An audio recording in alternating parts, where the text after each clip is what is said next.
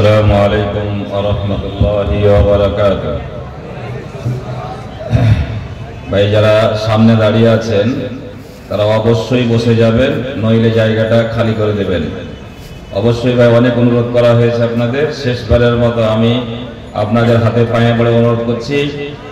বিরক্তি বোধ হচ্ছে, আপনাকে দাঁড়িয়ে থাকা ভালো লাগছে না, আপনি ইচ্ছা হারিয়ে ফেলেছেন, মনোযোগ হারিয়ে ফেলেছেন, বাড়ি চলে যান, আর নইলে জায়গাটা খালি করুন, বসে যান, ইসলামী সবার আদব রক্ষা করুন।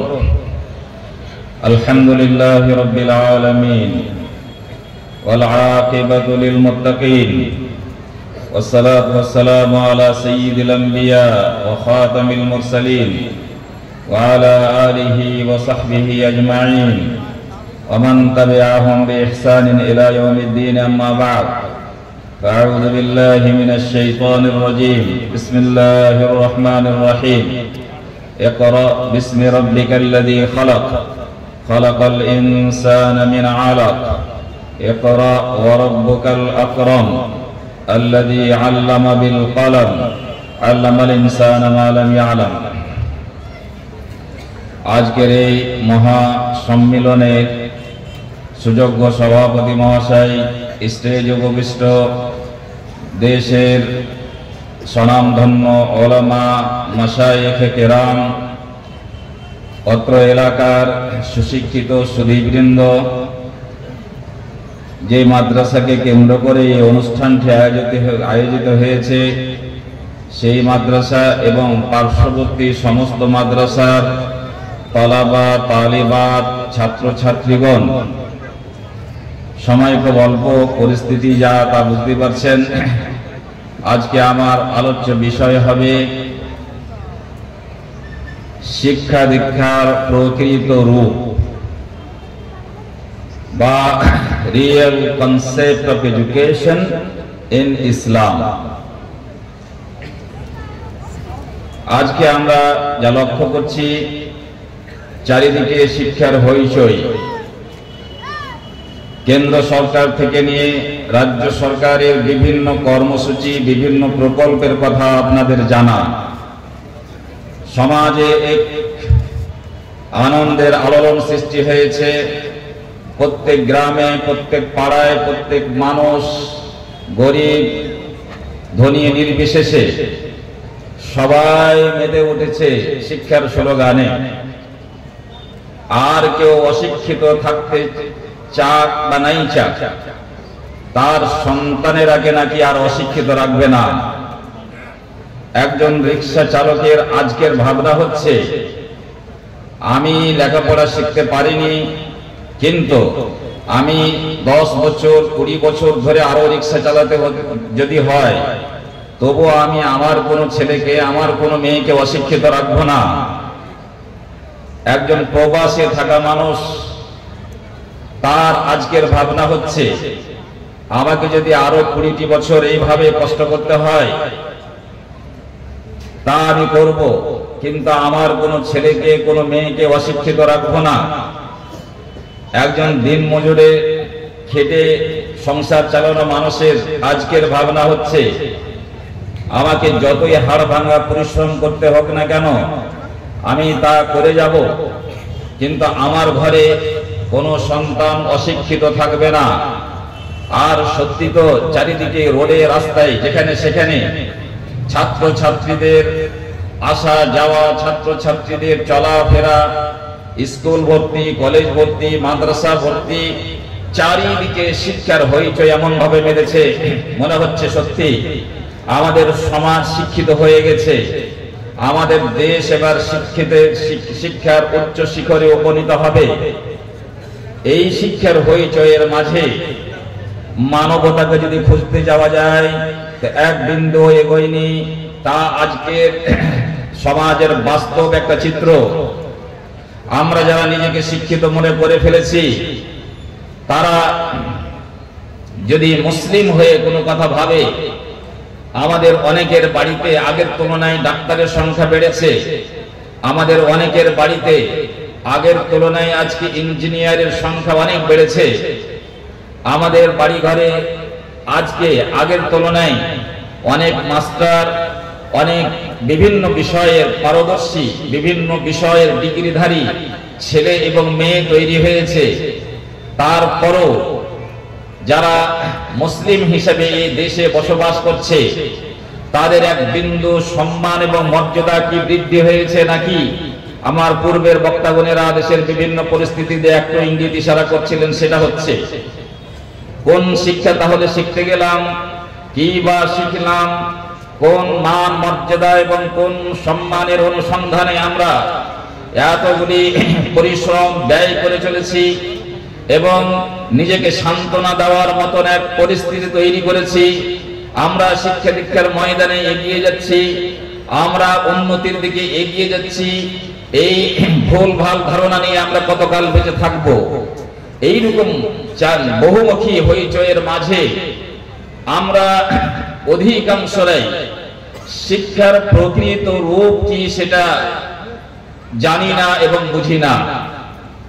কোন শিক্ষা শিখলে আমি একজন মুসলিম হিসেবে পৃথিবীতে সম্মান পাবো, কোন শিক্ষা শিখলে আমার জাতি বিশ্ব সভ্যতার কাছে সম্মান এবং মর্যাদা পাবে, কোন শিক্ষাই বা মহান আল্লাহ রাব্বুল আলামিন আমাকে শিখতে বলেছিলেন, কোন শিক্ষার সন্ধান দিয়েছিলেন বিশ্বনবী জনাবে মুহাম্মদ রাসূলুল্লাহ সাল্লাল্লাহু আলাইহি ওয়াসাল্লাম, এই কথা ভালো করে বোঝা হয়নি।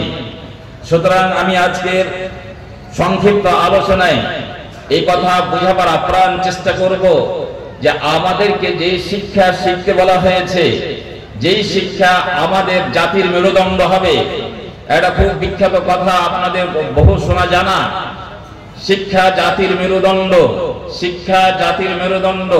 আমি পাল্টে আর একটা সংশোধনীয় কথা বলছি, ভালো করে মনে রাখবেন। সব শিক্ষা সব জাতির মেরুদণ্ড হতে পারে না, সব শিক্ষাই সব জাতির মেরুদণ্ড হতে পারে না। আগে আপনি নিজেকে চিহ্নিত করুন, আপনি কোন সম্প্রদায়, কোন জাতি, কোন আইডিওলজি আপনি বহন করতে চাইছেন, কোন পরিচয় নিয়ে পৃথিবীতে বেঁচে থাকতে চাইছেন। সেই সম্প্রদায়, সেই কমিউনিটির মানে আইডেন্টিফিকেশন অনুযায়ী আপনার জন্য কোন শিক্ষা আপনার জাতির মেরুদণ্ড হবে সেটা পরে ফয়সালা হবে। এমনি যে আমাকে যেইভাবে পথ দেখিয়ে দিল সেই পথে নেমে গেলাম, যে আমাকে বুঝালো এটা শিক্ষার পথ সেই পথে আমি নেমে গেলাম। আমার আসল পথ যে কি ছিল সেটা আমি কখনো ভেবে দেখছি না। উর্দুতে একটা কথা আছে, কৌয়া চলে হাঁস কি চাল আপনি চাল ভুল গেয়া। কাক বাবু একদিন বলছে, ভাবছে হাঁস কেমন করে চলে তা একটু প্র্যাকটিস করে দেখি। 2-4-10 দিন 20 দিন প্র্যাকটিস করার পরে কাক বাবু আবার নিজের চাল চলার চেষ্টা করছে, তো আর হচ্ছে না। আমাদের মুসলমানদের অবস্থা ঠিক এইভাবে হয়েছে। আমি খুব দুঃখের সহিত বলছি, পুরো সমাজের মোটামুটি চিত্র আমাদের নখদর্পণে আছে। তারা সেই হাঁসের চাল চলার প্র্যাকটিস করছে। কোন ধরনের প্রতিষ্ঠান, কোন ধরনের কলেজ, কোন ধরনের ইউনিভার্সিটি, কোন ধরনের নলেজ আমাকে সমৃদ্ধ করবে, আমার মান মর্যাদা এবং আমার পরিচয় বিশ্ব মানচিত্রে প্রতিষ্ঠিত করার সুযোগ দেবে, সেই শিক্ষাকে আমার চেনা হয়নি বন্ধুগণ। সুতরাং কোন শিক্ষা আমাকে শিখতে হবে, সেই শিক্ষায় ঢোকার আগে আমাদের শিক্ষা দীক্ষার একটা স্পেশাল উদ্দেশ্য হতে হবে। সব জাতির মতো আমার জীবনের উদ্দেশ্য যেহেতু নয়, সেজন্য সব জাতির সিলেবাসের মতন আমার সিলেবাস হবে না। যাদের জীবনের লক্ষ্য উদ্দেশ্য হচ্ছে শিরক বিদআত নির্বিশেষে জীবন যাপন করা, তার সিলেবাসে শিরক বিদআত থাকতেই পারে, থাকাটাই বাঞ্ছনীয় এবং স্বাভাবিক। যার জীবনের লক্ষ্য উদ্দেশ্য পৃথিবীতে কয়েকদিন থাকা এবং খেল তামাশা বিনোদনের মাধ্যমে জীবন যাপন করে এই পৃথিবী ত্যাগ করে চলে যাওয়া, যার সত্যিকার অর্থে জীবনের কোনো লক্ষ্য উদ্দেশ্যই ছিল না, তার সিলেবাসে শুধু দুনিয়া ছাড়া অন্য কোনো কথা হতে পারে না। এটা অতি বাস্তব জিনিস। আপনি তাল মিলাতে গেলে তার সিলেবাসকে আপনি পড়বেন, তার সিলেবাসকে আপনার সন্তানকে পড়াবেন এবং যেই কোনো সিলেবাসকে উঠিয়ে নিয়ে আপনার সন্তানের হাতে তুলে দিবেন, সেটা কি করে বুদ্ধিমানের কাজ হতে পারে? বন্ধুগণ, আজকে আমাদের পুরো সমাজের যে অবস্থা হয়ে গেছে, এই চেতনার অভাবে একজন মুসলিম যে নিজেকে মুসলিম দাবি করে, একজন মুসলিম যার এই স্লোগান ছিল, আমি আত্মসমর্পণ করলাম মহান আল্লাহ রাব্বুল আলামিনকে, আজ থেকে আমার কোনো ইচ্ছা হবে না, আজ থেকে আমার হাসি হবে না, আজ থেকে আমার কান্না হবে না। কুল ইন্না সালাতি ওয়া নুসুকি ওয়া মাহইয়ায়া ওয়া মামাতি লিল্লাহি রাব্বিল আলামিন। একজন মুসলিম যখন এই কথা ঘোষণা করে তখন সে মুসলিম হতে পারে। আমার জীবন, আমার মরণ, আমার দুঃখ, আমার বেদনা, আমার হাসি এবং কান্না সব হবে মহান আল্লাহ রাব্বুল আলামিনের ইচ্ছা অনুযায়ী। যেই মুসলিম এই কথা বলতে পারে সেই মুসলিম নিজের ছোট্ট একটি কলেজের টুকরা সন্তানকে তার হাত ধরে হুড় হুড় করে কোন প্রাইমারি স্কুলে ভর্তি করে দিয়ে নাকে তেল দিয়ে ঘুমায় কি করে, যেখানে সে নিশ্চিত রূপে জানে এখানে 10টি বছর 12টি বছর পড়ার শেষ লেভেল যখন হবে বিএ, এমএ, এমফিল, পিএইচডি পর্যন্ত, সেখানে এক দিনের জন্য তার দীর্ঘ এই শিক্ষা সফরে আল্লাহর জ্ঞান তার হবে না, রাসূলের জ্ঞান তার হবে না এবং হয়নি, দ্বীনের জ্ঞান হয় না, হবে না, হয়নি।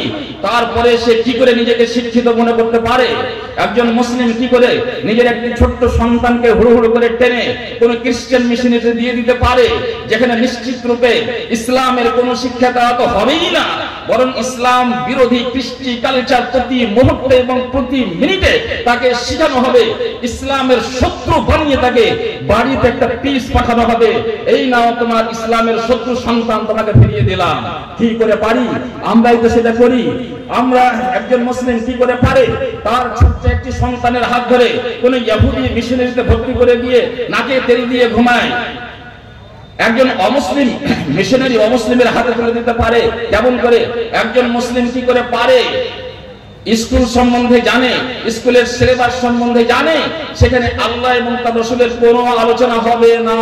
মিস্টার সাচার তাই দুঃখ করে নিজের রিপোর্টের মধ্যে স্পষ্ট বলেছেন, একজন মুসলিম হতে গেলেও তিনি সার্ভে করার পরে যে রিপোর্টটা দিয়েছিলেন তাতে তিনি বলেছেন ভারতবর্ষের গোটা মুসলিম সমাজ যেটা আছে তার মাত্র 4% মুসলিম ছেলে এবং মেয়েরা এমন শিক্ষা প্রতিষ্ঠানে পড়াশোনা করে যেখানে আল্লাহ এবং তার রাসূল বা ইসলামের কোনো না কোনো ভাবে আলোচনা আছে। বন্ধুগণ মনে রাখবেন, ওই 4%-এর মধ্যে আহলে হাদিস, দেওবন্দি, হানাফি, কাদেরি, চিশতি, নকশবন্দি, সাহারওয়ার্দী সব মিলিয়ে 4% মুসলমানেরা শুধু এমন কোন প্রতিষ্ঠানে লেখাপড়া করে যেখানে ইসলামের কোনো না কোনো ভাবে আলোচনা হয়। বাকি 96% কি হবে? 96% কোনো দায়িত্ব কি আমার নেই? 96% আমার ছেলে মেয়েরা কি জাহান্নামে চলে যাবে? আপনার কি এই বাণী মনে নাই? আল্লাহ তাআলা বলেছিলেন, ইয়া আইয়ুহাল্লাযীনা আমানু কু আনফুসাকুম ওয়া আহলিকুম নারা, হে ঈমানদার মানুষেরা তোমরা নিজেকে জাহান্নামের আগুন থেকে বাঁচিয়ে নাও এবং তোমার সন্তান সন্ততিকে জাহান্নামের আগুন থেকে বাঁচাও। এই কি আজব তামাশা! এই কি আজব তামাশা! আমার একটি সন্তানকে পায়ে একটি ব্রেক এবং কাঁটা লাগলে আমি ব্যথায় কাতর হয়ে যায়, আমার সন্তানকে একটু জ্বর হলে আমি ব্যথায় কাতর হয়ে যায়, আমার ছোট্ট বাচ্চার দিকে একটি বিড়াল যদি ঝাঁপিয়ে আসে তাহলে আমার খুব ভয় হয়ে যায়, কোন হিংস্র পশু যদি আমার সন্তানের দিকে তাকায় তাহলে আমার খুব ভয় হয়ে যায়, আমি জীবন দিয়ে হলেও তাকে বাঁচাতে চাই। আর এই কি আশ্চর্য ঘটনা! আমার ছেলে জাহান্নামে যাবে, আমার মেয়ে জাহান্নামে যাবে, এই রকম শিক্ষার প্ল্যাটফর্মে পা দিয়ে এগিয়ে যাচ্ছে, আমার কোনো মাথা ব্যথা নাই, আমার কোনো চিন্তা নাই, সে যে নিশ্চিত রূপে জাহান্নামে যাবে, সে আল্লাহ সম্বন্ধে কিছু জানে না।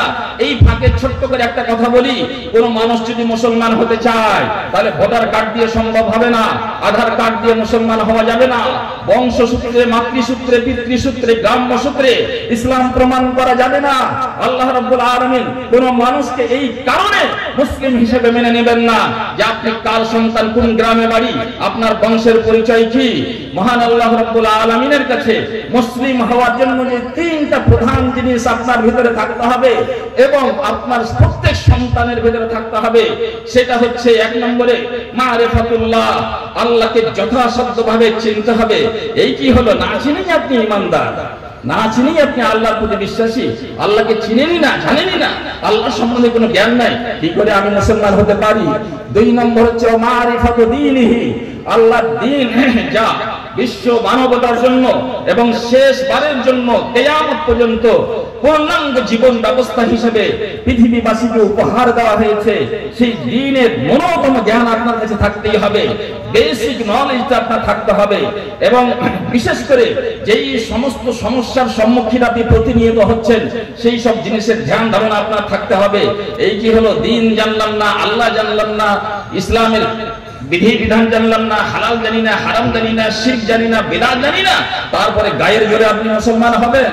এই গায়ের জোরটা আপনার শেষ নিঃশ্বাস ত্যাগ করা পর্যন্ত হয়তো চলতে পারে, কিন্তু তারপরে 1 সেকেন্ডও চলবে না। তার তৃতীয় জিনিস যেটা হচ্ছে ওয়া মারিফাতু রাসূলিহি, ভাই সেই রাসূল মক্কায় জন্মিলেন, বড় হলেন, 40 বছর বয়স পর্যন্ত সেই সমাজের কোনো মানুষ তার দিকে আঙুল উঠাতে পারেনি, এবং চারিদিকে ক্ষত বিক্ষত সমাজ থাকতে গেল তার চরিত্র এত পরিচ্ছন্ন ছিল, তাকে লোক আল আমিন আস-সাদিক বলেছিল।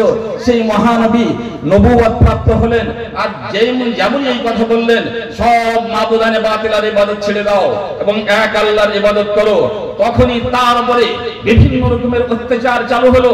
এ তো পাগল, এ তো বিয়ে করার জন্য এরকম করছে, এই সমাজের এই রাষ্ট্রের নেতা হওয়ার জন্য এইরকম করছে, নানাবিধ অপবাদ, নানাবিধ মানে অসম্মানের সম্মুখীন হয়ে তিনি বিশ্ববাসীর কাছে ইসলামকে পৌঁছাবার জন্য কত চেষ্টা করেছেন, কত সাহাবা, কত সাহাবিয়া নিজের জীবন দিয়েছেন, শহীদ হয়েছেন, তা কি আমাদের জানা নাই? এবং এত কষ্ট করে যাদের কাছ থেকে আমরা ইসলাম পেয়েছি, বিশেষ করে আমাদের শেষ নবী জনাবে মুহাম্মদ রাসূলুল্লাহ সাল্লাল্লাহু আলাইহি ওয়াসাল্লাম সম্বন্ধে কিছুই জানলাম না, আমি মুসলমান হয়ে যাব। তাহলে মুসলমান হওয়ার জন্য এই 3টা মানে গুণ থাকতে হবে আমার ভিতরে, আমার সন্তানের ভিতরে। আমরা কি যারা 95% এর বেশি নিজের সন্তানকে এমন কোন শিক্ষা প্রতিষ্ঠানে দিয়ে দিচ্ছি যেখানে নিশ্চিতরূপে আল্লাহ, রাসূল এবং তার দ্বীনের কথা আলোচনা হবে না, তারা কি এই 3টা গুণের জন্য আলাদা কোন ব্যবস্থা করে রেখেছেন? যাই হোক বন্ধুগণ, একজন মুসলিম সমাজের, মুসলিম কমিউনিটির শিক্ষার আলাদাই একটা রূপরেখা হবে। সেই রূপরেখা এবং তার উদ্দেশ্যের আগে আমি ছোট্ট করে বলতে চাইবো, আগে আমরা এটা বুঝি যে মানুষের বা জীবনের লক্ষ্য উদ্দেশ্য কি। আল্লাহ রাব্বুল আলামিন মানুষকে পৃথিবীতে কেন সৃষ্টি করেছেন? আধিপত্য জমানোর জন্য, এমএলএ হওয়ার জন্য, এমপি হওয়ার জন্য, নিজের মানে জোর এবং ক্ষমতা শক্তি প্রদর্শন করার জন্য, না খাওয়া পড়ার জন্য, না আনন্দ বিনোদন করার জন্য? কিসের জন্য আমাদেরকে সৃষ্টি করেছেন? আল্লাহ রাব্বুল আলামিন সৃষ্টির উদ্দেশ্য বলেছেন, ওমা খালাকতুল জিন্না ওয়াল ইনসা ইল্লা লিয়াবুদুন, আমি জিন এবং মানুষকে শুধুমাত্র আমার ইবাদতের জন্য সৃষ্টি করেছি। ওমা উরিদু মিনহুম ওমা উরিদু আমি তাদের কাছে খেতে চাই না, আমি তাদের কাছে পড়তে চাই না। ইন্নাল্লাহা হুয়ার রাজ্জাকুল কুওয়াতিল মাতিন, বরং আমি তো সবাইকে খেতে দিই। তাহলে আমি তারাকে খাওয়া পড়ার জন্য পৃথিবীতে পাঠাইনি, আমি আমার ইবাদত বান্দিগির জন্য পাঠিয়েছি। ইবাদত বান্দিগি মানে মসজিদে গিয়ে নামাজ পড়া, সিয়াম পালন করা, হজ যাকাত এগুলো নয়। ইবাদতের খুব সংক্ষিপ্ত অর্থ হচ্ছে আল্লাহর কথা মতো, আল্লাহর আদেশকে পালন করে প্রমাণ করা যে আমি আল্লাহর হুকুমে, আল্লাহর আদেশেই চলি। এই আদেশ পালন করার নাম হচ্ছে ইবাদত। তা আমি দুনিয়াতে মানুষকে ইবাদত করার জন্য পাঠিয়েছি, আর অন্য কোনো উদ্দেশ্য নয়। তাহলে আমাদের শিক্ষা জীবনে, আমাদের শিক্ষার যে উদ্দেশ্যটা হবে, আমাদের শিক্ষার জীবনের প্রত্যেকটা বিভাগে, প্রত্যেকটা বিষয়ে এই উদ্দেশ্যের সাথে আমাকে সংযুক্ত করতে হবে। এবং এই থিওরিটা মহান আল্লাহ রাব্বুল আলামিন ইকরা বিসমি রাব্বিকাল্লাযীর মধ্যে নিহিত করেছেন। ইকরা পড়ো, পড়ার জায়গাতে আমরা আছি, কিন্তু তার আগের যে শব্দটা বিসমি রাব্বিকা, তোমার প্রতিপালকের নামের সাথে কানেক্ট করো। যাই পড়ো, যাই লেখো, সেই পড়া এবং লেখাকে তোমার প্রতিপালকের নামের সাথে সংযুক্ত করো। আমি দুই একটা উদাহরণ না দিলে আর হয় না। ধরুন আপনি একজন পাইলট, এরোপ্লেন চালান। এরোপ্লেন চালানো একটা বিশেষ যন্ত্রকে চালানোর জন্য এখানে ইসলামের সাথে বা প্রতিপালকের সাথে জড়িয়ে দেওয়ার কি অর্থ হতে পারে? একজন পাইলট এই বিদ্যা শিক্ষার সময় এই নিয়ত করবে, আল্লাহ গো, আমি একজন পাইলট হয়ে মানুষকে পৃথিবী ভ্রমণ করার ব্যাপারে সাহায্য করব এবং তার বিনিময়ে আমি মহাপুণ্যের আশা করব তোমার কাছে, এবং সেই পেশাকে মাধ্যম করে আমি সেখান থেকে যে অর্থ উপার্জন করব সেই অর্থটা হালাল উপায়ে আমি উপার্জন করব এবং সেই হালাল রুজিটা আমার শিশুদের মুখে তুলে দেব, আমার স্ত্রীর মুখে তুলে দেব, তাদেরকে জামা কাপড় হালাল পয়সা দিয়ে কিনবো। একজন ইলেকট্রিশিয়ান যদি হয় তাহলে সেটাও একটা শিক্ষা। এই শিক্ষাকে ইসলামীকরণ করার পদ্ধতি কি হবে? একজন ইলেকট্রিশিয়ান যখন সেই বিদ্যা শিখবে তখন সেই রকম একটা উদ্দেশ্য টার্গেট রাখবে যে আমি এই বিদ্যাটা শিখার মাধ্যমে নিউ ফিটিং বা নিউ সেটিং, নতুন গাড়ির বাড়ি হয়েছে সেই বাড়িতে লাইট ফ্যান লাগিয়ে তার আরামের ব্যবস্থা করতে আমি সাহায্য করব এবং তার বিনিময়ে আমি আল্লাহ তোমার কাছে পুণ্যের আশাবাদী হব এবং সেই পরিপ্রেক্ষিতে আমি যে হালাল রুজিটা উপার্জন করব সেই রুজিটা আমার সন্তানদের মুখে তুলে দেব। এটা হচ্ছে ইসলামীকরণ করা শিক্ষা। প্রত্যেকটা শিক্ষা, আপনি ডাক্তার হন এইরকম করে ভাবতে হবে, আপনি ইঞ্জিনিয়ার হন এইরকম করে ভাবতে হবে, আপনি মাস্টার হন এইরকম করে ভাবতে হবে, আপনি বিজনেস ম্যানেজমেন্টে এমএ করেছেন আপনাকে এইরকম করে ভাবতে হবে। এটা হচ্ছে ইসলামী শিক্ষার প্রকৃত রূপ। ইকরা বিসমি রাব্বিকাল্লাযী, যাই পড়ো যাই লেখো সেটাকে কানেক্ট করো তোমার প্রতিপালকের নামে। তাহলে শিক্ষার এটা উদ্দেশ্য। এই উদ্দেশ্যটা নবী করিম সাল্লাল্লাহু আলাইহি ওয়াসাল্লাম নিজের বাস্তব জীবনে প্রমাণ করেছিলেন। যখন তিনি মক্কায় তাওহীদের কথা বলছিলেন, গোটা সমাজ তার দিনে দিনে শত্রু হয়ে পড়েছিল, তখন রাসূলুল্লাহ সাল্লাল্লাহু আলাইহি ওয়াসাল্লাম খুব গোপন ভাবে দাওয়াতের কাজ চালিয়ে যাচ্ছিলেন। বায়াতে উকবা আল উলা, যখন তিনি প্রথমবার কোন একটা গোপন জায়গায় সাহাবীদেরকে নিয়ে কিছু শিক্ষা দিচ্ছিলেন, সেই শিক্ষাটাই হচ্ছে তার প্রথম স্কুলি নলেজের প্রথম শুরুয়াত। সেখানে তিনি সাহাবাদের যা শিখাচ্ছিলেন তার সিলেবাস ছিল ওয়াহী। ওয়াহীর মাধ্যম দিয়ে তিনি আদান প্রদান করছিলেন এবং জ্ঞানের চর্চা করছিলেন। তার পরবর্তীতে যায়েদ ইবনে আরকামের বাড়িতে দারে আরকাম নামে যেটা প্রসিদ্ধ, সেখানে মানুষকে জমায়েত করতেন এবং সেখানে এটা হচ্ছে প্রথম স্কুল ইসলামী হিস্ট্রি। প্রথম স্কুলে তিনি যে শিক্ষাগুলো দিচ্ছিলেন সেই শিক্ষার মেইন সিলেবাস হচ্ছিল আল কোরআন বা ওয়াহী। ওয়াহী হচ্ছে আমাদের প্রধান সিলেবাস। যেই দিন কোন জাতি বা বিশেষ করে মুসলিম জাতি তার সিলেবাসের ভিতরে ওয়াহী থেকে বিমুখ হয়ে যাবে, ওয়াহী থেকে দূরে সরে যাবে, অন্যান্য জিনিসকে খুব গুরুত্ব দিয়ে স্কুলের সিলেবাস মাদ্রাসার সিলেবাস তৈরি করবে এবং ওয়াহীকে সরিয়ে রাখবে, সেই দিন সেই জাতির পৃথিবীতে থাকার কোনো অধিকার থাকবে না। এই জন্য রাসূলুল্লাহ সাল্লাল্লাহু আলাইহি ওয়াসাল্লাম অন্য একটা হাদিসে বলেছেন, লা তাকুমুস সাআ হাত্তা ইউকালা ফিল আরদি আল্লাহু আল্লাহ। অতদিনই পৃথিবী থাকবে যতদিন এই পৃথিবীতে আল্লাহকে আল্লাহ বলে ডাকনেওয়ালা থাকবে। আল্লাহকে ডাকনেওয়ালা তখনই হবে যখন কোন মানুষের ভিতরে আল্লাহর চেতনা, আল্লাহর জ্ঞান থাকবে। যেই দিন এই সিলেবাস থেকে মানুষ দূরে সরে যাবে, আল্লাহকে ডাকা বন্ধ করে দিবে, সেই দিন এই পৃথিবী ধ্বংস হয়ে যাবে, যার নাম হবে কিয়ামত। বন্ধুগণ, তাহলে আমরা বলছিলাম যে রাসূলুল্লাহ সাল্লাল্লাহু আলাইহি ওয়াসাল্লাম পরবর্তী সময় হিজরত করে মদিনা গেলেন এবং সুফা আহলে সুফা কয়েকজন ছাত্র তৈরি হলো। সেখানে আল্লাহ রাসূলের ব্যস্ততা বেড়ে যাওয়ার কারণে কখনো নিজে তালিম দিতেন, কোন সময় উবাদা বিন সামিত রাদিয়াল্লাহু তাআলা আনহুকে অ্যাসিস্ট্যান্ট টিচার হিসেবে নিযুক্ত করলেন এবং পরবর্তীতে বিভিন্ন সাহাবায়ে কেরামেরা গ্রুপ স্টাডির মাধ্যমে জ্ঞান চর্চা করতেন। আপনার দৃষ্টি আকর্ষণ করব এখানে যে তারা যে জ্ঞানের বিনিময় ঘটাতেন সেই জ্ঞানের উৎসটা কি ছিল, তার প্রধান সিলেবাস কি ছিল, এখনো ওয়াহী ছিল। এবং পরবর্তী সময়ে যখন আরো সমাজটা একটু বড় হয়ে ওঠে, তখন রাসূলুল্লাহ সাল্লাল্লাহু আলাইহি ওয়াসাল্লাম সেই মসজিদে নববীতে ওয়াহীর পাশাপাশি মানুষের জীবনে মানুষের সংসারে আরো অন্যান্য যে সমস্ত জিনিসের প্রয়োজন তাকে আস্তে আস্তে যোগ করতে থাকেন। সুতরাং মসজিদে নববীতে সেই ওয়াহীর শিক্ষার সাথে সাথে ইলমুল আনসাব, বংশ বৃত্তান্তের শিক্ষা দেওয়া হতো। সেখানে ইলমুল খাত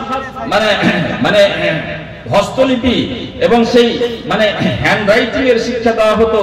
সেখানে ইলমুল ফারাইজ, ইলমুল কিরাআ, তারপরে ফার্স্ট এড অর্থাৎ মেডিকেলের শিক্ষা দেওয়া হতো, প্রাথমিক চিকিৎসার প্রয়োজন যদি হয় সেটা করতে শিক্ষা দেওয়া হতো, এবং সেখানে মানে ওয়ার স্কিলস রণকৌশল যুদ্ধের বিভিন্ন কৌশলের প্র্যাকটিস করানো হতো। তো ওয়াহিকে প্রধান সিলেবাসের বিষয় রেখে তার পাশাপাশি জীবনের বিভিন্ন প্রয়োজনীয় শিক্ষা স্বয়ং রাসূলুল্লাহ সাল্লাল্লাহু আলাইহি ওয়াসাল্লাম দিয়েছেন, এবং তাকে ভিত্তি করে তার পরবর্তী যে সমাজটা গড়ে উঠেছিল শুধু কোরআনের ওয়াহির মেন সিলেবাসের মাধ্যমে যে সমাজ তৈরি করতে পেরেছিলেন, যে কমিউনিটি, যে ছাত্র দল তৈরি করতে পেরেছিলেন, সেই ছাত্ররা কি অক্ষম ছিল? সেই ছাত্ররা কি মানে যোগ্যতা তাদের ছিল না? বরং সেই ছাত্ররা বিশ্বকে আদর্শ উপহার দিয়েছেন। তাদের প্রত্যেকটা ছাত্র দেশ চালাবার মতো যোগ্যতা রাখত, এবং সাহাবায়ে কেরামদের অনেকেই এমন ছিলেন, এলাকায় বিভিন্ন এলাকায় গভর্নর থেকেছেন।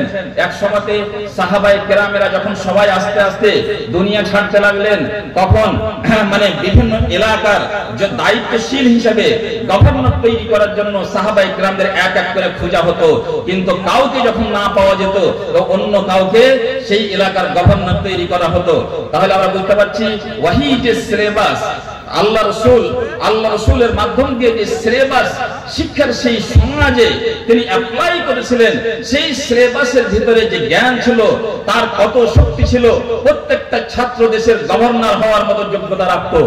আজ আমাদের হীনমনতা এত হয়ে গেছে, আমরা কোরআন থেকে পালাতে শিখেছি, ইসলাম থেকে পালাতে শিখেছি, হাদিস থেকে পালাতে শিখেছি।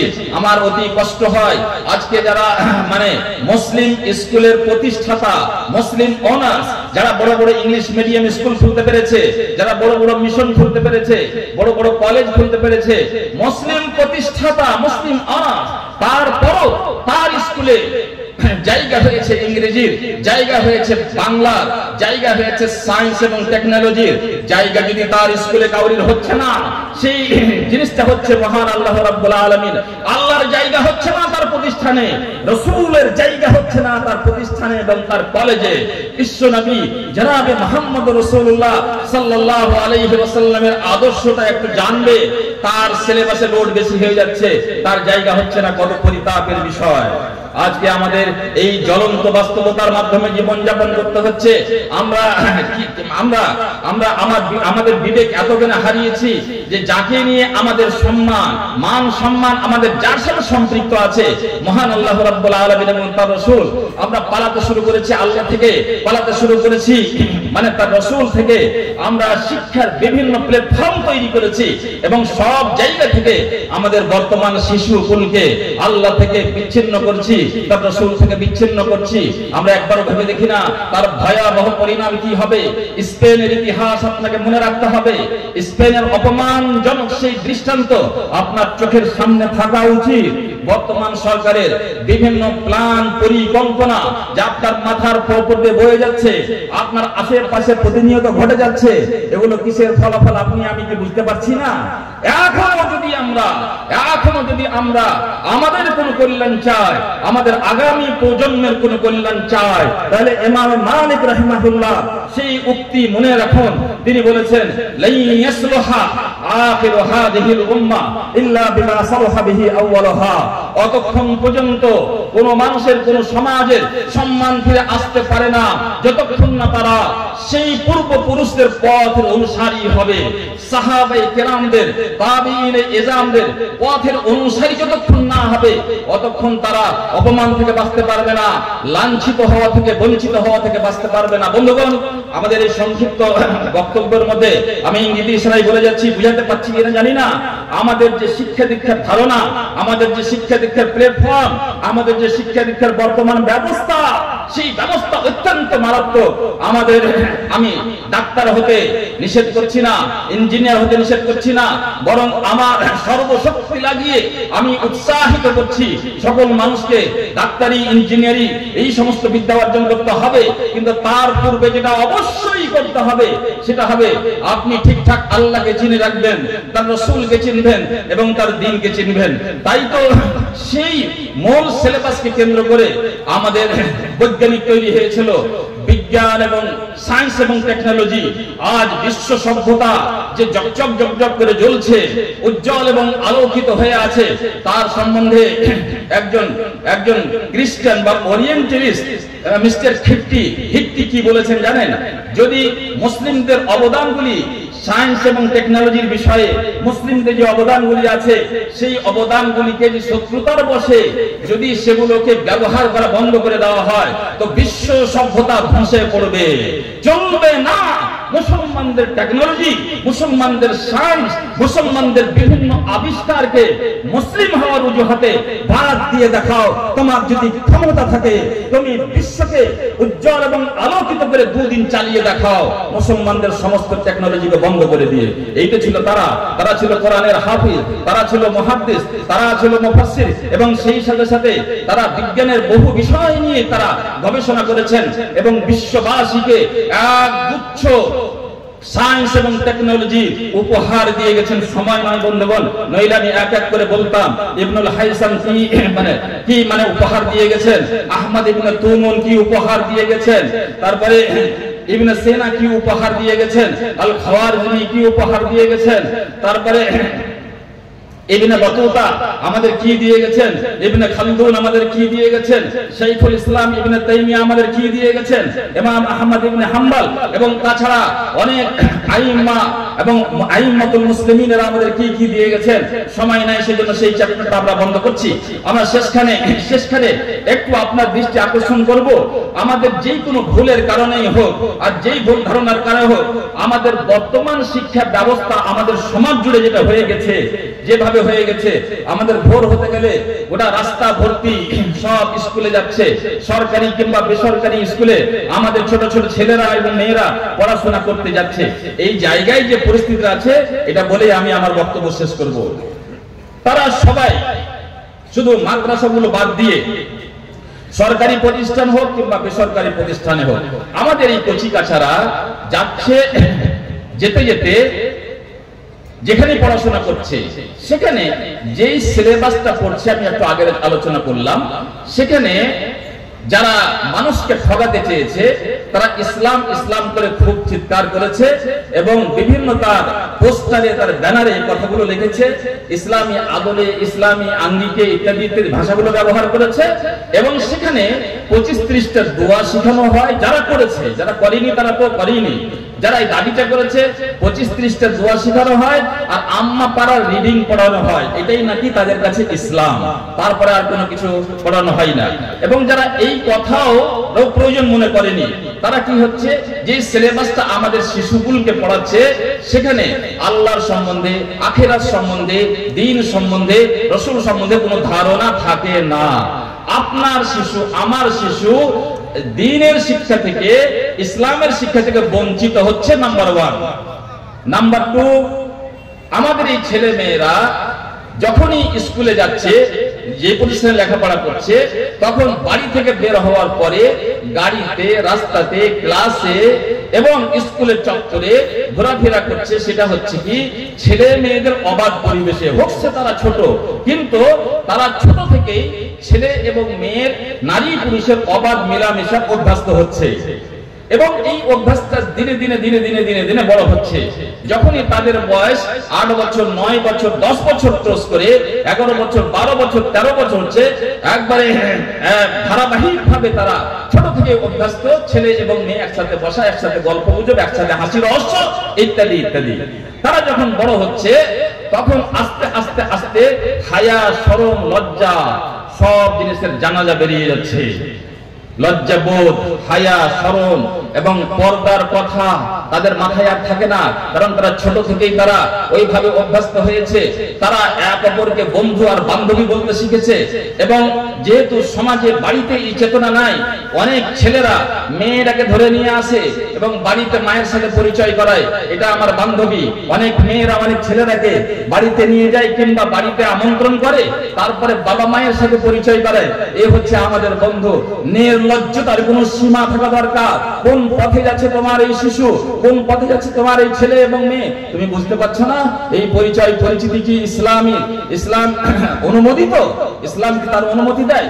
তারপরে আস্তে আস্তে আস্তে আস্তে তারা জৈবনে পা দিয়ে দেয় এবং এই জৈবন কালটা অত্যন্ত উত্তেজনার এবং মেডিকেল সায়েন্স অনুযায়ী এই বয়সে 13 বছর থেকে নিয়ে 17, 18, 19, 20 বছর বয়স পর্যন্ত মেডিকেল সায়েন্সের তথ্য অনুযায়ী মানুষের শরীরে, একজন ছেলে এবং মেয়ের শরীরে এতটাই হরমোন গ্রো করে, হরমোন এতটাই গ্রো করে, তারা অনেক সময় অন্ধ হয়ে যায়। তারা কি বলে কি করে, কোন কাজ করতে হয় কোন কাজ করতে হয় না, কোনো বিবেক থাকে না। এবং নারী পুরুষের এক অপরের প্রতি যে মানে আকর্ষণ, সেই আকর্ষণটা শয়তান কাজে লাগায় এবং অল্প বয়সে তারাকে ব্যভিচারের দিকে ঠেলে দেয়। শিক্ষা শিখতে গেছিলাম, পেলাম কি ব্যভিচারের পর, শিক্ষা শিখতে দিয়েছিলাম, পেলাম কি নির্লজ্জতা, শিক্ষা শিখতে দিয়েছিলাম, কি পেলাম বেহায়াই। তারপরে আস্তে আস্তে তারা প্রেম লীলায় মত্ত হয়, প্রেম লীলায় মত্ত হয়। এটা কি আপনি অস্বীকার করতে পারবেন? প্রত্যেক বাবা, প্রত্যেক মা নিজের ছেলেকে, নিজের মেয়েকে সাধু মনে করে। এই সাধু মনে করা আপনার জন্য শুভ নয়, শুভ নয়। আপনি কোন প্রকৃতিকে অস্বীকার করতে পারেন না, কোন বাস্তবকে অস্বীকার করতে পারেন না। আপনার ছেলেটা, আপনার মেয়েটা অন্যের চাইতে তুলনায় কম দুষ্ট হতে পারে, কিন্তু সবাই হচ্ছে নির্লজ্জ, সবাই চলে যাচ্ছে ব্যভিচারের দিকে হুড়হুড় করে এগিয়ে, এটা আপনাকে মানতেই হবে। তারপরে যখন এক হৃদয় বিদরক ঘটনা ঘটে যায়, এক ছেলে, এক মুসলিম ছেলে অমুসলিম মেয়ের প্রেমে পড়ে যায় এবং সেই প্রেম তাকে এত পাগল করেছে আর সহ্য হয় না। আস্তে আস্তে বাড়িতে প্রস্তাব দেওয়া হচ্ছে, মানা হয় না, বিবাহ দেওয়া যাবে না। একজন মুসলিম ছেলে একজন অমুসলিম মেয়ের সাথে কি করে বিয়ে হয়, তারা সিদ্ধান্ত নিচ্ছে, কোর্ট ম্যারেজ করে দেশ থেকে, বাড়ি থেকে পালিয়ে গেল, কিন্তু বিবাহটা করছেই করছে। এই ঘটনা কি ঘটছে না আমাদের সমাজে? পক্ষান্তরে একজন মেয়ে, হাজী সাহেবের মেয়ে, কোন মুন্সি সাহেবের মেয়ে, কোন মাদ্রাসা সেক্রেটারির মেয়ে, সে লেখাপড়া করতে করতে মাধ্যমিক পাস করার পরে উচ্চ মাধ্যমিক কিংবা কলেজ লেভেলে গেছে, তা কোনো অমুসলিম ছেলের প্রেমের পাল্লাই পড়েছে এবং সেই প্রেম তাকে এতটাই বাধ্য করেছে, সেই প্রেম তাকে এতটাই পাগল করেছে, আর সহ্য হচ্ছে না, আমি তোমায় ছাড়া বাঁচবো না। সে বলছে তোমাকে ছাড়া আমি বাঁচবো না। এখন আমি ধর্ম আর বুঝতে পারছি না, আমার সিদ্ধান্ত বুঝতে পারছি না, আমার মানহাজ, আমার পরিণাম, আমার কবর এবং আখিরাতের চিন্তা আর আমার কাজে লাগছে না। বিয়ে আমাকে করতেই হবে, থাকলো সমাজ, থাকলো মা, থাকলো বাপ, তারা গোপনে কোর্ট ম্যারেজ করার মাধ্যমে বিয়ের সিদ্ধান্ত শুধু নয়, বিয়ে করেই ফেলেছে। এবং দুজন দুই ধর্মের মানুষ হওয়ার পরে এই বিবাহের ঘটনা দিন দিন কি ঘটে যায় না? সেই সন্তানেরা কি আমাদের ঘরের নয়? শিখতে দিয়েছিলাম কি আর আমরা পেলাম কি? শিখতে দিলাম কি আর আমাদের ঘরে আসলো কি? অথচ মহান আল্লাহ রাব্বুল আলামিন বলেছেন, ওয়ালা তুনকিহুল মুশরিকাতি হাত্তা ইউমিননা, কোন অমুসলিম রমণীর সাথে তোমার কোন সন্তানের বিয়ে দেবে না। ওয়ালা আমাতুম মুমিনাতুন খায়রুম মিন মুশরিকাতিন ওয়ালাউ আ'জাবাতকুম, একজন মুমিনা দাসিনীও যদি হয় তাহলে সে অনেক গুণে উত্তম সেই মুশরিকা মহিলা থেকে, সেও যদি তোমাদের অনেক সুন্দর লাগে, সুন্দরী লাগে, তার চাইতে একজন দাসিনী মহিলা বেশি উত্তম। পক্ষান্তরে ওয়ালা তুনকিহুল মুশরিকিনা হাত্তা ইউমিনু, তোমার কোন মেয়ের, কোন বেটির বিয়ে এমন মুশরিক ছেলের সাথে দেবে না, যদিও সে সুন্দর লাগে, যদিও তার অনেক গুণে গুণান্বিত হয়, তবুও তার সাথে বিয়ে দেবে না। একজন মুমিন কৃত দাসও তার চাইতে অনেক গুণে উত্তম। কোরআনের এই বিধান থেকে উল্লঙ্ঘন করা হচ্ছে না, এই বিধান কি আমাদের হাতে জবাই হচ্ছে না? এবং তার জন্য কি শুধু ছেলে মেয়েরাই দায়ী? তার জন্য কি শুধু ওই পাগল ছেলেগুলা আর ওই পাগল মেয়েরাই দায়ী? না, আপনি আমি বাবা মা হিসেবে, সন্তানের অভিভাবক হিসেবে এই দায়িত্বটা আমাদের ঘাড়ে বর্তাবে। মনে রাখবেন, মনে রাখবেন, আমাদের অবহেলার কারণে সন্তানেরা যদি কোনো ভুল পথে চলে যায়, এমনকি তার শেষ জাহান্নামে চলে যায়, আমাদের অবহেলার কারণে, আমাদের অযত্নের কারণে আমাদের সন্তানেরা যদি জাহান্নামমুখী হয়ে যায় এবং জাহান্নামে যায়, আমি এই মঞ্চ থেকে আপনাদেরকে জানিয়ে দিতে চাই, এখানে সুযোগ্য উলামায়ে কেরামেরা বসে আছে, আপনার অযত্নের কারণে যদি আপনার সন্তান জাহান্নামে যায়, আপনি জাহান্নামে যাবেনই যাবেন, আপনি জান্নাতে যেতে পাবেন না। সাফ কথা। তাহলে কি একটু নড়ে চড়ে আমাদের বসতে হবে না?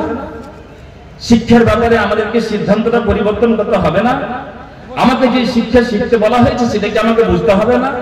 এবং সেই অনুযায়ী আমাকে কি শিক্ষার নতুন প্ল্যাটফর্ম তৈরি করতে হবে না? অবশ্যই হবে।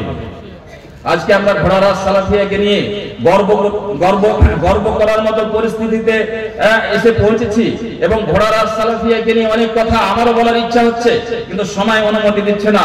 শুধু এতটুকু দোয়া করব, আল্লাহ তুমি আমাদের ধারণার চাইতে বেশি উন্নতির শিখরে এই প্রতিষ্ঠান এবং এই প্রতিষ্ঠানের লোকজনকে সেই উন্নতির শিখরে আল্লাহ তাআলা পৌঁছে দাও এবং এই প্রতিষ্ঠানের মাধ্যমে আল্লাহ তুমি তোমার দ্বীনের সঠিক প্রচার এবং প্রচার করতে আমাদের তৌফিক দান করো। আল্লাহ যেই কথা এলাকাবাসী ভাবেনি, যেই কথা আমরা স্বপ্নরূপেও দেখতে পারিনি, আমাদের স্বপ্নের চাইতে বেশি বড় করো এবং স্বপ্নের চাইতে বেশি উপযুক্ত স্থানে সেই প্রতিষ্ঠানকে আল্লাহ তুমি উপনীত করো। আল্লাহ এই প্রতিষ্ঠানের মাধ্যমে শিরক বিদআত এবং মানে নানাবিধ কুসংস্কার যে সমাজে আছে তার সংশোধনের জারিয়া এবং মাধ্যম বানিয়ে দাও। আকুলু কওলি হাযা ওয়া আস্তাগফিরুল্লাহ লি ওয়া লাকুম ওয়া লিসাইরিল মুসলিমিন ফাস্তাগফিরুহু ইন্নাহু হুয়াল গফুরুর রহিম। আসসালামু আলাইকুম ওয়া রাহমাতুল্লাহি ওয়া বারাকাতুহু।